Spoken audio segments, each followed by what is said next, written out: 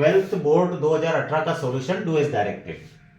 A apple an day the keeps awake doctor. Rearrange the sentence to make a meaningful sentence. आगे पूरा कुछ भी लिखा रहता, अपने को रीअरेंज करना, इतना सा ध्यान रखना है। रीअरेंज करना मतलब इसको व्यवस्थित जमाना है, सेंटेंस के शब्दों का क्रम बिगाड़ दिया, अपने को सही जमाना है।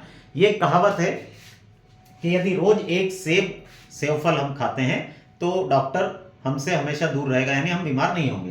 तो ये बनेगा an apple a day keeps the doctor away. एक एप्पल रोज खाने से डॉक्टर हमसे दूर रहता है। दूसरा है ही डज हिज ड्यूटी। वो अपना कर्तव्य करता है, यानी अपनी ड्यूटी करता है। चेंज इनटू निगेटिव, निगेटिव बनाना है तो निगेटिव के लिए आप निगेटिव वाले वीडियो देख लीजिएगा। यहां मैं शॉर्टकट ट्रिक बता रहा हूं आपको, शॉर्ट ट्रिक से एकदम समझ में आ जाएगा।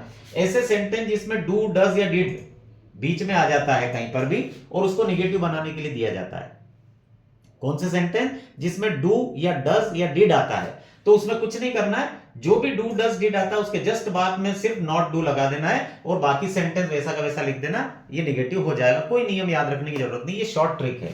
ठीक है, कैसे? जैसे इसमें डज आया था, डज के बाद नॉट डू लगा दिया, हो गया। डू आता तो भी नॉट डू लगा देते और डिड आता तो भी नॉट डू लगा देते और सेंटेंस वैसा का वैसा लिख देते, ये निगेटिव। तीसरा है, तीसरे में दो हैं। पहला है द फैन इज हाई, पंखा ऊंचा है।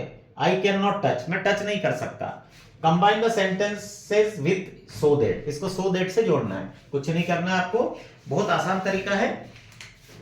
ये जो लास्ट वाला वर्ड पहले सेंटेंस का, इसके पहले सो लगा देना है यहां पर इस जगह पर और इसके पीछे दैट लगा देना और ये पीछे वाला सेंटेंस वैसा का वैसा जोड़ देना, बन जाएगा। बहुत सिंपल आया है ये। जैसे द फैन इज, ये यहां सो लगा दिया, सो हाई, हाई अपनी जगह लगा दिया और इसके पीछे दैट लगा दिया, ये दैट लगा दिया। ठीक, और दूसरा सेंटेंस वैसा वैसा जोड़ दिया, आई कैन नॉट टच। बस अर्थ ये हो गया, वो पंखा इतना ऊंचा है कि मैं उसे टच नहीं कर सकता। बस सो का अर्थ होता इतना और दैट का अर्थ होता कि। ये सो दैट वाले सेंटेंस में आप पूरा व्यवस्थित समझ सकते हैं, उसके लिए भी मैंने अलग वीडियो बनाया है। अगला है if you do not work hard, यदि तुम कठोर परिश्रम नहीं करते हो, यू विल फेल, तो तुम फेल हो जाओगे।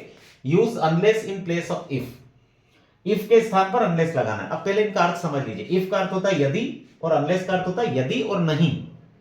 ठीक है, तो if you do not work hard, यदि तुम कठोर परिश्रम नहीं करते हो, यू विल फेल, तो तुम फेल हो जाओगे। इसमें करना कुछ नहीं है। अगर इफ के साथ जो सेंटेंस आपको दिया जाता है अगर वो निगेटिव दिया जाता है तो उसको निगेटिव से पहले तो पॉजिटिव बना लेना है और इफ की जगह अनलेस लगा देना है और बाकी और कुछ भी चेंज नहीं करना, हो जाएगा सेंटेंस।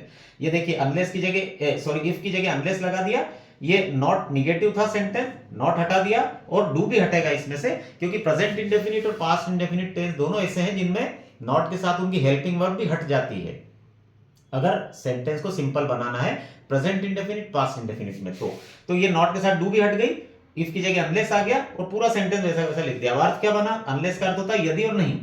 तो अनलेस यू वर्क हार्ड, यदि तुम कठोर परिश्रम नहीं करते हो, यू विल फेल, तो तुम फेल हो जाओगे। इसमें यदि और नहीं दोनों है, इससे भी सेंटेंस निगेटिव ही है। ठीक है, तो अर्थ पे कोई फर्क नहीं पड़ा और सेंटेंस आपका इफ से अनलेस में आ गया। ठीक, और देखिए